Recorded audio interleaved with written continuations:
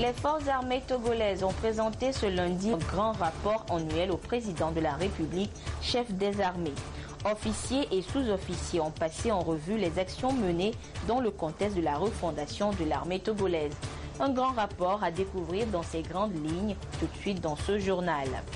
À découvrir également le dépôt régional de matériel de la CEDEAO inauguré ce lundi par le Premier ministre. Le magasin équipé de matériel qui devra servir durant les interventions humanitaires se situe à Thiévié. C'était les titres de cette édition. Bonsoir à toutes et à tous. D'abord, au courrier départ du chef de l'État ce lundi, le président de la République a adressé un message de félicitations à Sa Majesté Charles XVI Gustave, roi de Suède, à l'occasion de la fête nationale de ce royaume. Et dans son message, le président de la République a émis le vœu de voir les excellentes relations d'amitié et de coopération qui existent si heureusement entre le royaume de Suède et le Togo se renforcer davantage pour s'ouvrir sur de nouvelles perspectives dans l'intérêt bien compris de leurs populations respectives. Je vous le disais en titre, le grand rapport annuel des forces armées togolaises a été présenté ce lundi au président de la République, chef des armées.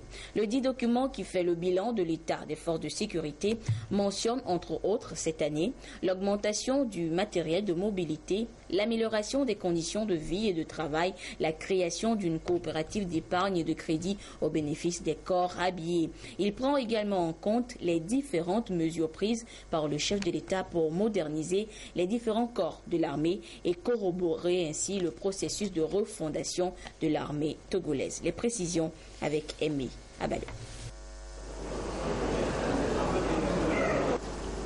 Minute de silence en mémoire des casques bleus togolais tombés sur le champ d'honneur au Mali.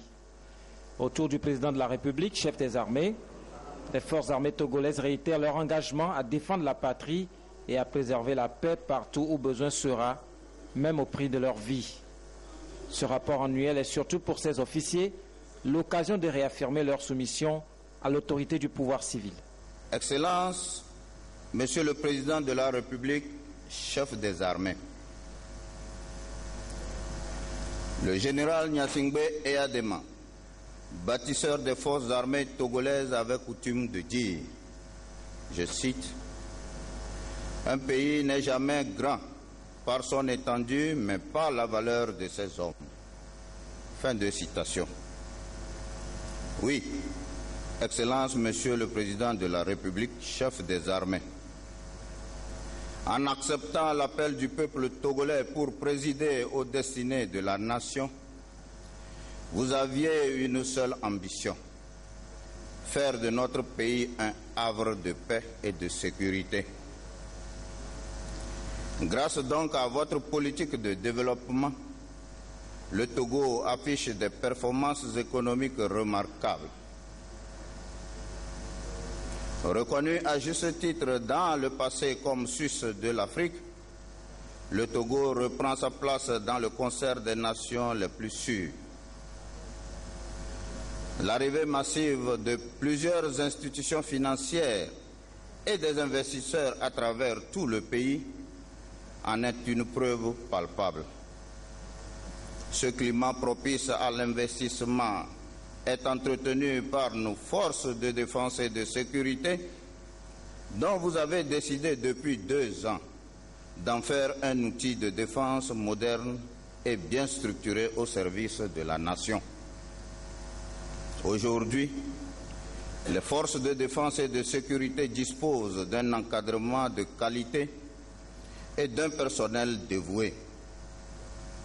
Dotées d'équipements modernes et bien entraînés, les forces, sous votre houlette, affichent des performances largement reconnues au-delà des frontières nationales et contribuent efficacement au maintien de la sécurité internationale. Votre souci permanent d'acquisition de nouveaux matériels majeurs au profit de l'armée de l'air permettra à coup sûr d'accroître de façon substantielle les capacités de projection de nos forces et la défense de notre espace aérien. Dans un monde de plus en plus marqué par des menaces de tout genre, les forces armées togolaises se présentent comme une armée moderne et performante, capable de relever tous les défis sécuritaires. Pour maintenir cette aptitude, vous avez décidé du recrutement de près de 2000 jeunes, dont la moitié est actuellement en formation, afin de renforcer les unités et compenser les départs à la retraite. L'augmentation sans cesse du matériel de mobilité, l'amélioration des conditions de vie et de travail dont ont bénéficié les militaires, à l'instar des autres agents de la fonction publique, la création d'une assurance maladie et d'une coopérative d'épargne et de crédit montre à suffisance l'intérêt que vous portez à l'égard du personnel en charge de la sécurité et de la défense de notre pays. Excellences, Monsieur le Président de la République, en décidant de placer le Togo sur la voie de l'émergence, vous avez lancé une politique de grands travaux. Aujourd'hui, notre pays est en plein chantier. Les infrastructures aéroportuaires, portuaires, routières, comme le témoignent les différents axes et les échangeurs, ne cessent de changer le visage du Togo. Le récent lancement des travaux d'assainissement de la capitale et l'électrification à grande échelle de nos villes y participent également. Tout ceci, Excellences, ne serait possible sans la paix et la sécurité, condition de tout développement durable. C'est pourquoi nous, forces de défense et de sécurité, prenons l'engagement solennel de ne ménager aucun effort afin de préserver ce climat. C'est le lieu, encore une fois, de vous exprimer à vous-même, Excellences, à votre gouvernement et au peuple togolais, notre gratitude et notre loyauté pour les efforts sans cesse renouvelés afin de mettre à la disposition des forces armées togolaises les moyens dont elles ont besoin. Que le très haut, de qui procède toute grâce et tout bienfait, continue à maintenir sur vous sa présence, sa protection et sa bénédiction. Qu'il lui plaise de vous guider et d'éclairer toutes vos actions pour le bien de notre pays, le Togo. Vive les forces armées togolaises, vive son Excellence, Monsieur le Président de la République, chef des armées, vive le Togo, l'or de l'humanité. Je vous remercie. Le chef de l'État a félicité les forces armées pour leur sacrifice au quotidien pour protéger l'intégrité du territoire. Il les a appelés à plus d'abnégation et de courage pour des victoires plus éclatantes contre l'insécurité, le terrorisme et les autres défis de l'heure.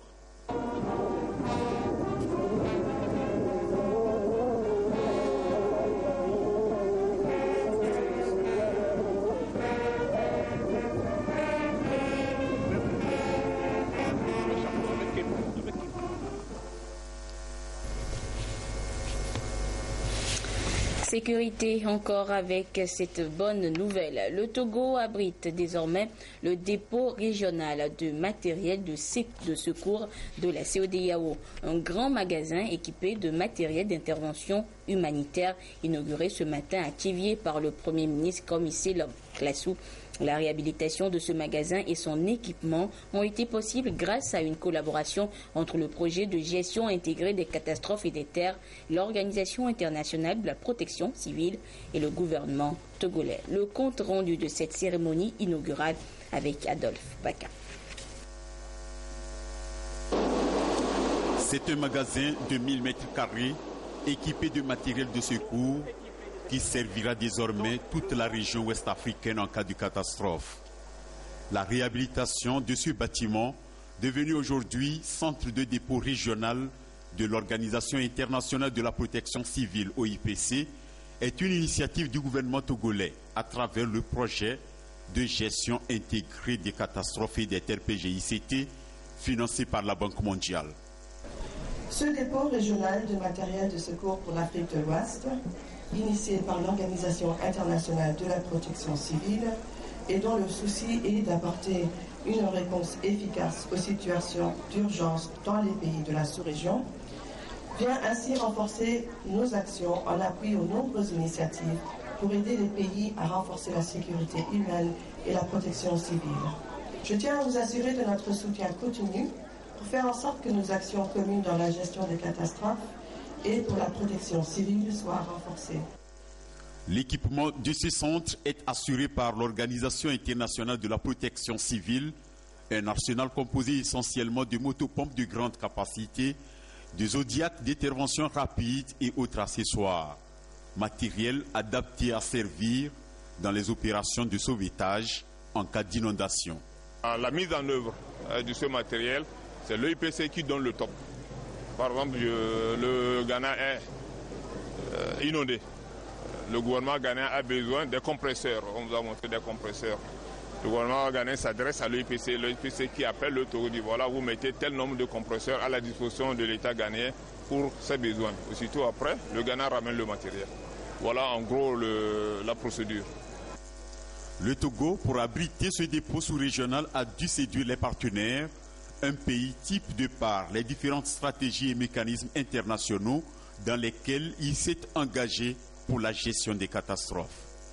La cérémonie d'inauguration du centre régional de dépôt de matériel de secours d'urgence que la ville de Tchévier-Sonore d'abriter est le fruit des excellentes relations de coopération et d'amitié que notre pays entretient avec la plupart de ses partenaires, au rang desquels l'Organisation internationale de protection civile et la Banque mondiale qui ont soutenu et financé le dit projet. Je voudrais donc, au nom du président de la République, Son Excellence M. Faure Essouzimna Gnassingbé, au nom du gouvernement et du peuple togolais tout entier, souhaiter une chaleureuse et cordiale bienvenue en terre togolaise à la délégation du secrétariat général de l'OIPC, conduite par son secrétaire général, Dr Vladimir Kovchisnov. C'est avec la même tonicité que nous formulons une fraternelle bienvenue aux délégations venues des pays de l'espace de la CEDEAO, à savoir du Bénin, de la Côte d'Ivoire, du Ghana, du Niger et du Nigeria, représentés ici par les directeurs généraux et directeurs de protection civile. Je vous invite toutes et tous à vous sentir ici au Togo comme chez vous. Le monde connaît de nos jours une récurrence des catastrophes naturelles du fait des phénomènes naturels et humains qui se résument dans le réchauffement climatique. Pour relever ces défis, il revient à chaque pays d'être proactif tout en comptant sur l'accompagnement stratégique des partenaires dans la riposte. Afin d'inscrire dans un cadre juridique légal les différentes actions de protection civile de nos populations, notre pays, le Togo, a ratifié les conventions internationales afférentes et pris des textes réglementaires appropriés définissant la nature des structures d'intervention ainsi que leur mode de fonctionnement.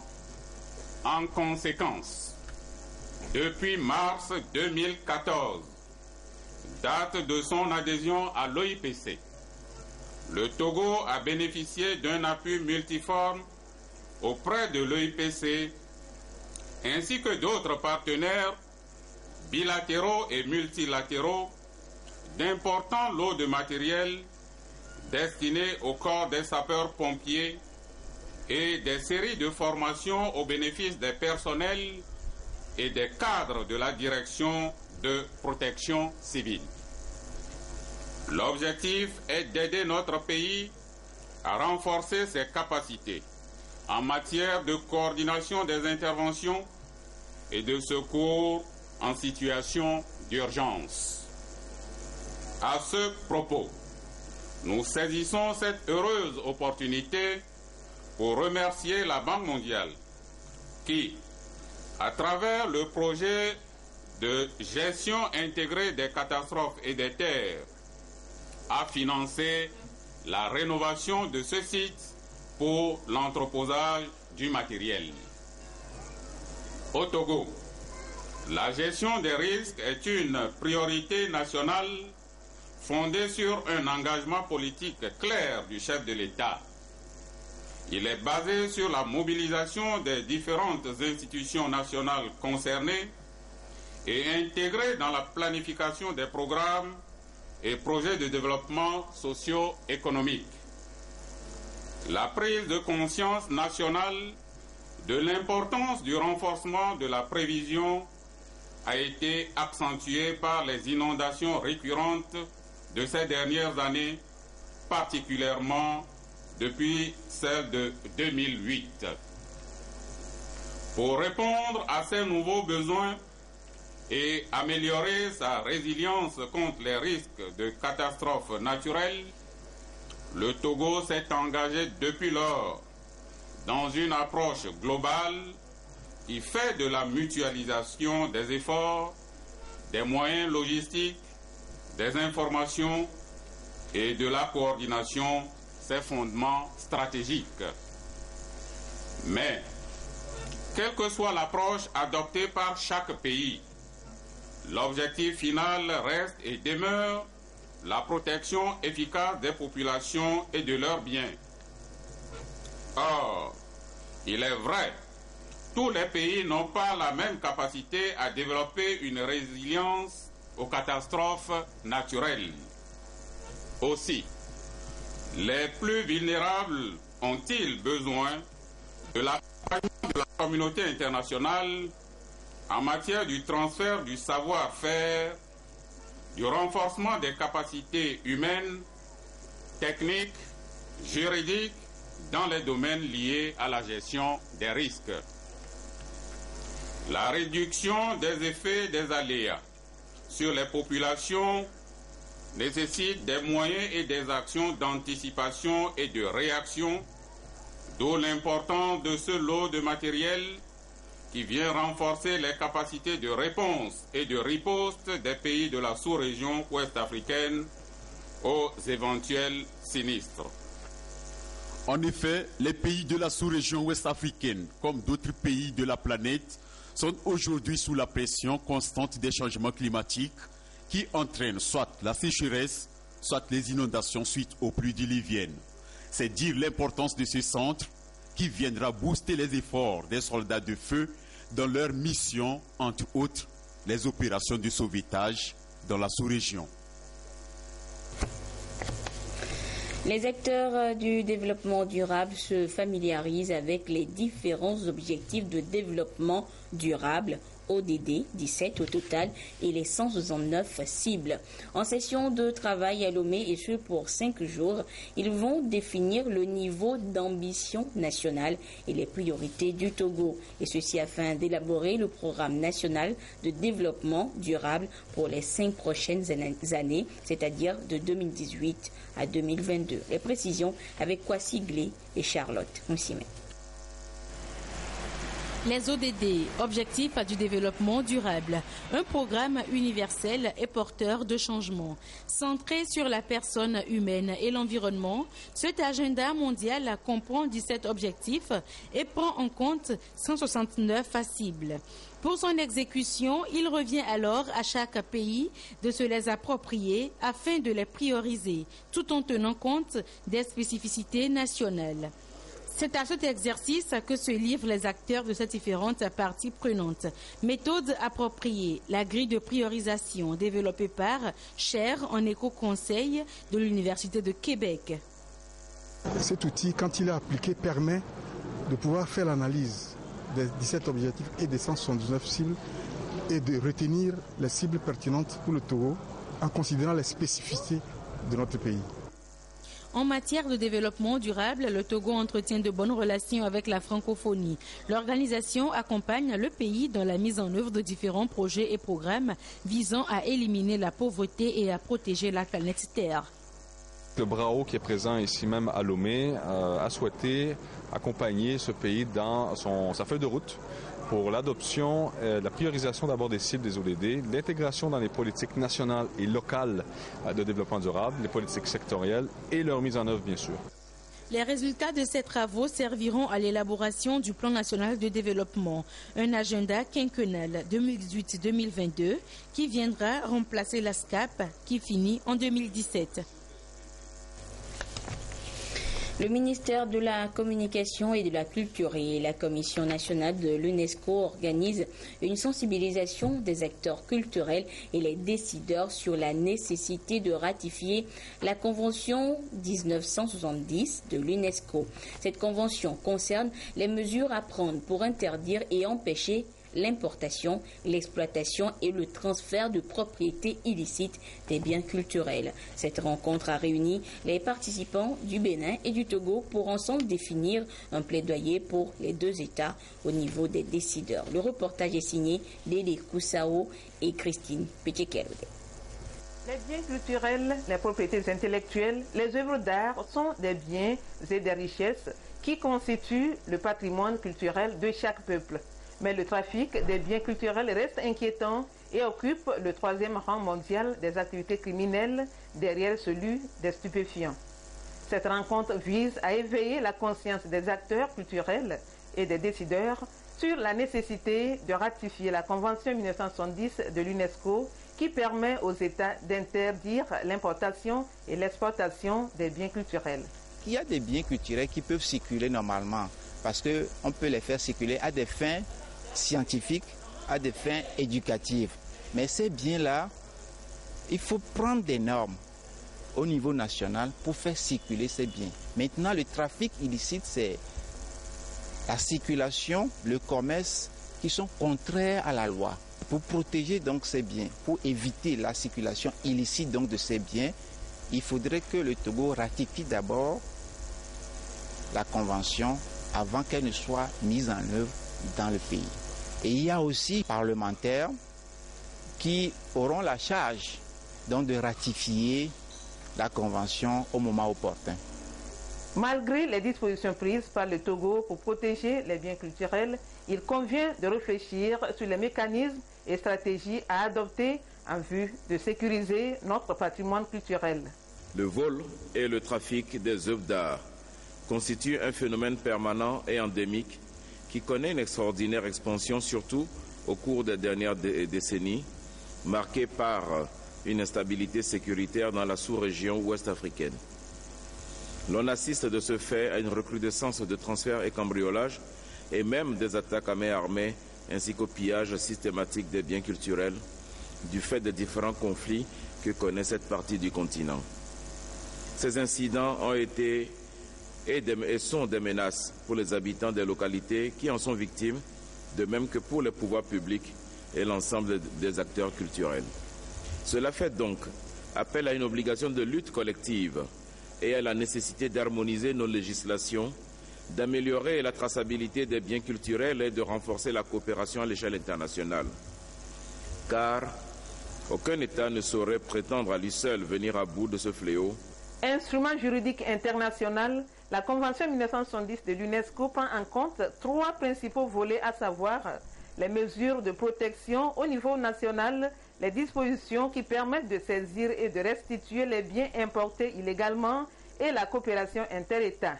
131 pays ont déjà ratifié la Convention, dont le Ghana en janvier 2016. Les réunions de validation du projet du rapport national du Togo au titre du second cycle de l'examen périodique universel se poursuivent en vue d'un large consensus des acteurs impliqués dans ce processus, et ceci conformément aux recommandations des Nations Unies. Les précisions dans ce reportage signé Marceline Tchakbala, Robert Potogbe et présenté par Charlotte Moussinet. En octobre 2016, le Togo sera soumis pour la deuxième fois consécutive à l'examen périodique universel des droits de l'homme des Nations Unies, un mécanisme qui permet d'examiner la situation des droits de l'homme dans les États membres de l'ONU. Dans la foulée de ces préparatifs, un projet du rapport national au titre du second cycle en fin d'élaboration fait l'objet de débats entre les différents acteurs impliqués dans ce processus au Togo. Pour la réussite du passage du Togo à cet examen, l'Organisation internationale de la francophonie a suivi de bout en bout les différentes phases de l'élaboration de ce document. On a apporté une expertise technique, notamment au niveau du contenu du document, parce que là, il faut présenter un document qui est dans les normes. Mais aussi, on a travaillé avec les experts de la francophonie dans ce qui est de l'exercice de simulation, parce que ce rapport sera présenté au Conseil des droits de l'homme. Il y a une forme de présentation de ce document, il y a la façon de présenter ce document, mais il y a aussi une démarche pour pouvoir répondre aux questions qui seront posées par les pays membres des Nations Unies. Dans la même dynamique, la francophonie a appuyé la réforme de la justice togolaise, soutenu la justice transitionnelle à travers la CVJR et renforcé les capacités de la CNDH. Des appuis qui ont permis au gouvernement togolais d'opérer d'importantes réformes pour être éligible au Conseil des droits de l'homme. Résolu à poursuivre la consolidation de la démocratie et de la protection des droits de l'homme, notre pays a soumis en juin 2014 au Conseil des droits de l'homme un rapport à mi-parcours sur la mise en œuvre des recommandations qu'il avait acceptées en 2011. Le Conseil avait alors noté avec satisfaction la pleine adhésion de notre pays au mécanisme de l'EPU et s'était réjoui de la mise en œuvre à plus de 60% des recommandations ainsi que des diverses mesures que cette mise en œuvre appelait. L'élection de notre pays au Conseil des droits de l'homme des Nations Unies, son admission au programme Seuil du MCC et son choix en tant qu'État pilote des ODD. Le premier cycle de l'examen périodique universel a débuté en 2008 et a permis à fin octobre 2011 d'examiner la situation des droits de l'homme dans les 193 États membres de l'ONU. Économie à présent avec cette question, comment mieux assainir le secteur des institutions de microfinance au Togo? Le ministère de l'économie, des finances et de la planification du développement s'en préoccupe. Il veut mettre fin à l'installation illégale de certaines microfinances en mettant à contribution les autorités administratives et les chefs traditionnelles. Celles de la région des Plateaux et de la Maritime sont formées depuis ce lundi matin à Palimé sur les nouvelles réglementations du secteur des SFD, entendez, système financier décentralisé. Nous y reviendrons plus en détail dans nos prochaines éditions. Et notez que les femmes commerçantes de yachts ont de quoi relancer leurs activités génératrices de revenus pour certaines et entamer un projet lucratif pour d'autres. Ceci grâce au groupe Doumignon d'AEP qui va désormais mettre à leur disposition de microcrédits de 30 à 50 000 francs CFA. Et ce sont les femmes du canton d'AEP qui ont été les premières à bénéficier de ces prêts au cours d'une rencontre de signature intervenue entre ces dernières et le groupe Doumignon d'AEP ce matin dans la préfecture de Yoto. Le compte rendu avec Robert Kotogbe et Esther Laclé. Ils portent désormais l'espoir des commerçantes de Yoto dans la relance de leurs activités génératrices de revenus, le groupe Doumignon d'AEP. Ce groupe vient donc d'octroyer à ces femmes vulnérables du canton d'AEP un prêt d'un montant de 2 millions de francs CFA pour le financement des activités de ces comptes commerçantes pour ce premier trimestre. Les prêts varient selon les besoins exprimés par ces femmes-là. Et ce sont des prêts sans intérêt ou des prêts à intérêt capital.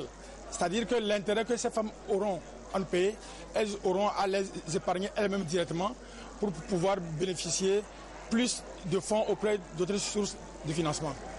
Aucune femme vulnérable de Yotor ne restera en marge de ce microcrédit de 30 à 50 000 francs CFA du groupe Dounénion. Pour cette année 2016, il ambitionne subventionner 1000 petits projets dont touchera 600 femmes commerçantes d'ARP. Raison principale, appuyer les efforts du gouvernement dans sa politique d'accessibilité des services financiers aux couches vulnérables. En matière d'appui aux femmes, le gouvernement a fait d'importants efforts. Mais ça ne peut pas aller à tout le monde.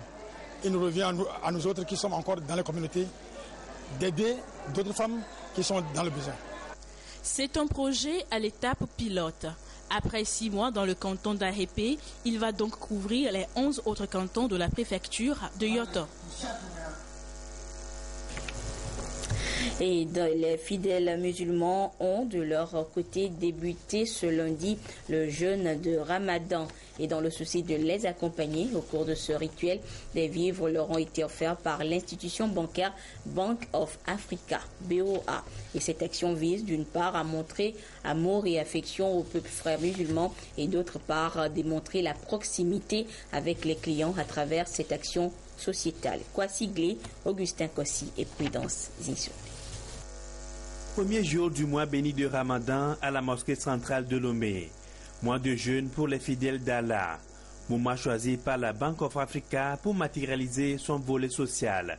Les agents sont venus avec une corbeille de vivres pour témoigner leur soutien à la communauté musulmane. La Bank of Africa Togo a tenu à faire ce geste à l'endroit des fidèles musulmans. Parce que c'est vrai que les banques ont pour pratique d'offrir des corbeilles à leurs clients pour témoigner de leur fidélité. Et la Bank of Africa Togo a opté pour venir plutôt sous forme de dons aux fidèles qui en ont le plus besoin. C'est une corbeille contenant du lait, du sucre, des dattes, en général les vivres dont les fidèles ont besoin pour la coupure du jeûne. Pour l'imam de la mosquée centrale de Lomé, ce geste est salutaire. Il répond aussi bien aux préceptes d'Allah qu'aux attentes des fidèles, surtout les plus démunis, en cette période de jeûne. Dans le mois là, on fait beaucoup de choses. Par exemple, on fait les prêches, on récite le Coran et on fait beaucoup de prières pour que la paix revienne d'abord dans le pays et pour que les gens s'entendent, pour enlever les doutes et que la confiance règne entre les gens. Le don là, d'abord, ça va nous apporter la confiance mutuelle entre nous et les autres. Et ça va encore nous donner beaucoup de plaisir en le consommant. Et ça va nous rappeler les donateurs. On choisit ceux qui souffrent de plus, on les donne pour qu'ils s'en servent avec leur famille. La BOA Togo est une filiale du groupe BMCE Bank of Africa, présente dans 17 pays en Afrique. Installée au Togo en 2013, elle dispose d'un réseau de 9 agences et traduit ses actions sociales et culturelles à travers des engagements citoyens pour accompagner les populations à la base. Et nous souhaitons donc un bon mois de carême à tous les musulmans du Togo et d'ailleurs. Et voilà, ainsi se referme cette édition. Merci à vous qui l'avez suivi un peu partout grâce à la télévision togolaise, notamment ceux du côté du Maroc. Excellente suite de nos programmes. Au revoir.